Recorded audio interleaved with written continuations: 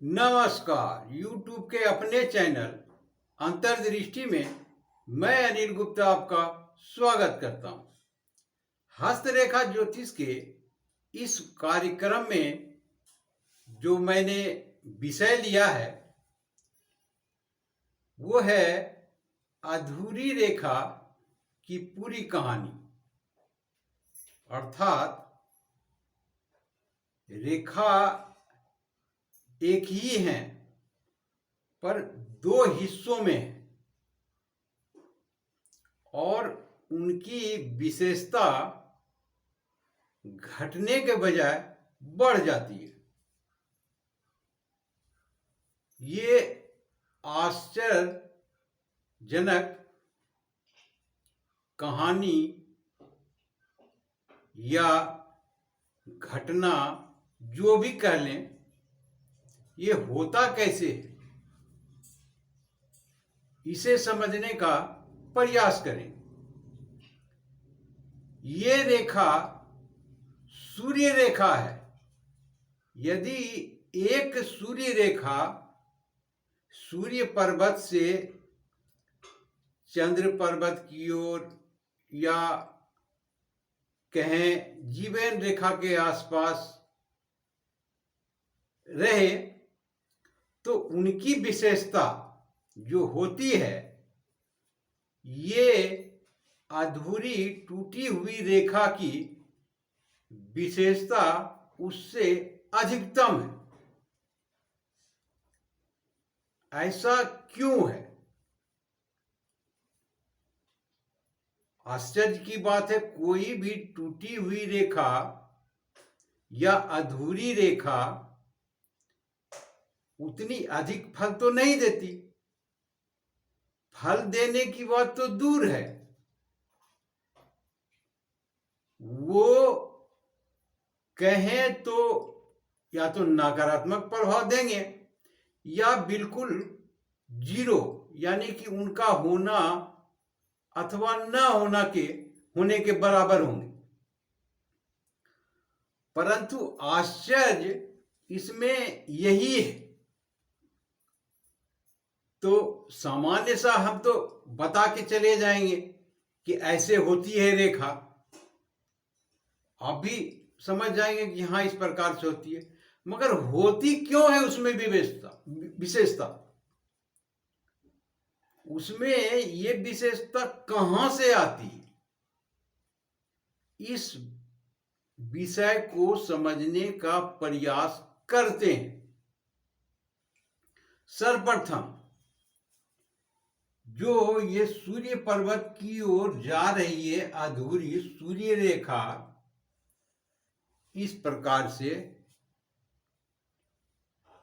शीर्ष रेखा के ऊपर बन रही है। सूर्य पर्वत की ओर इंगित है अर्थात सूर्य रेखा है। यदि शनि पर्वत की ओर होते हैं तो भाग्य रेखा कहलाते हैं, सूर्य पर्वत की ओर है तो सूर्य रेखा कहलाते हैं, ये तो सभी जानते हैं। तो ये ईश्वर है। अब इसमें शक्ति कहां से प्राप्त होती है इसको समझने का प्रयास करते हैं। ये तो बिल्कुल अधूरी है, या कहें तो सूर्य रेखा खंडित है। एक और लगेगा तो अभी तो ये अधूरी है।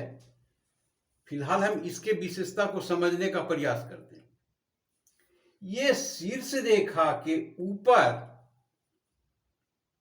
ये जो छोटी सी रेखा बनी है, फिलहाल इसे सूर्य रेखा नहीं कहेंगे। ये जो रेखा बनी है ये इनमें शीर्ष रेखा की शक्तियां भी सम्मिलित हो गई है, इसीलिए इसमें शक्तिशाली ये रेखा हो गई। इनमें जो शक्तियां प्राप्त हुई है इसे शीर्ष रेखा से मिल रही है और ये अधूरी सूर्य रेखा है। और अब दूसरा यहां से इस प्रकार से, अब पूर्णता आपको समझ में आ गया कि अब ये सूर्य रेखा है और अधूरी है, और या नहीं तो कह सकते हैं खंडित है।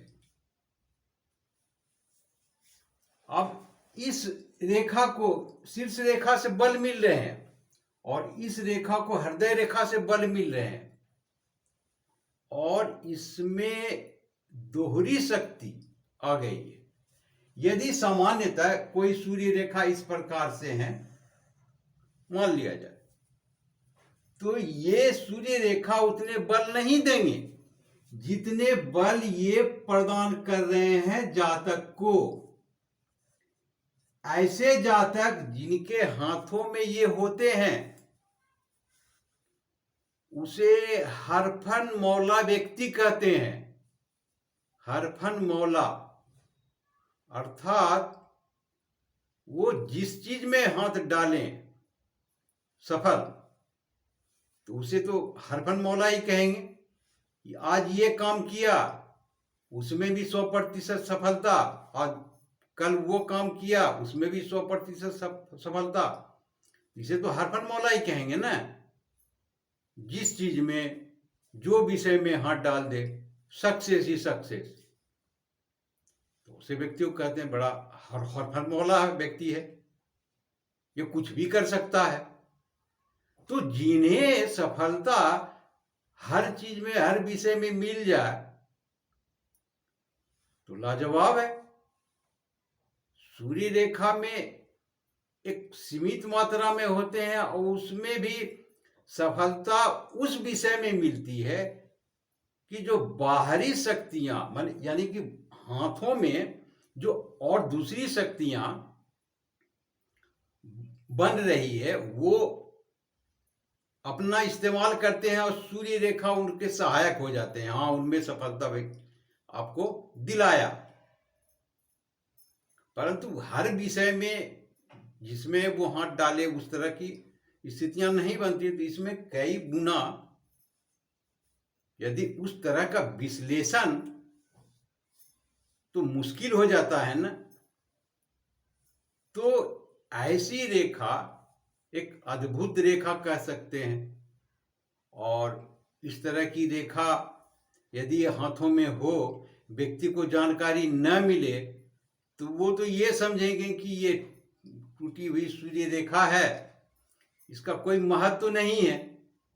परंतु वास्तव में ये सुपर पावर इसे कह सकते हैं, इस तरह की रेखा को सूर्य रेखा में। सूर्य रेखा जो भी सूर्य रेखा बनते हैं, किसी सूर्य रेखा में त्रिकोण भी होते हैं। तो जैसे त्रिकोण होते हैं तो वो सूर्य रेखा और प्रबल शक्तिशाली हो जाती है, चतुर्भुज है और शक्तिशाली हो जाती है। तो उसी प्रकार से यहां पर ये थोड़ी सी टच किया हुआ, शीर्ष रेखा में टच किया हुआ, हृदय रेखा में टच किया हुआ, तो ये इनकी शक्तियां कई गुना बढ़ जाती है। ज्यादा अत्यधिक किसी विषय में बोलना भी ठीक नहीं होता। हर चीज की एक सीमाएं होती है, तो सीमित मात्रा में ही सही विशेषताएं हैं। तो ये था एक अधूरी रेखा की पूरी कहानी। तो आशा करता हूं ये वीडियो आपको अच्छा अवश्य ही लगा होगा, लगना भी चाहिए इस तरह की जानकारियां। तो आपने पूरा वीडियो देखा, इसके लिए बहुत बहुत शुक्रिया। परंतु किंतु लेकिन आप लोग भी किसी चीज पर विशेष ध्यान दिया कीजिए। हर चीज गुरु मांगे तो फिर फायदा क्या। कभी कभी अपने आप में भी कुछ जागरूकता होनी चाहिए। एकलव्य एक मूर्ति बना करके सीखा और गुरुजी को कहा कि आपकी वजह से सीखा था, अंगूठा दान में मांग लिया। तो गुरु का इतना सम्मान होता है पहले से हमारे सनातन धर्म में। तो उस प्रकार से देखिए कि किस प्रकार से जहां तक संभव हो हम करें। कोई धन दौलत पैसा तो जा नहीं रहा है कि भैया बड़ा सोचना पड़ेगा, समझना पड़ेगा। उसने अंगूठा मांगा, हम थोड़ा कहते हैं अंगूठा दबाओ, क्या फर्क पड़ने वाला है। किया करें, कृपा किया करें, हर चीज में बोलो तो मिलेगा भैया, ना बोलो तो ना मिलेगा, ऐसा ना करें, ध्यान दें। आपने पूरा वीडियो देखा, इसके लिए बहुत बहुत शुक्रिया, धन्यवाद।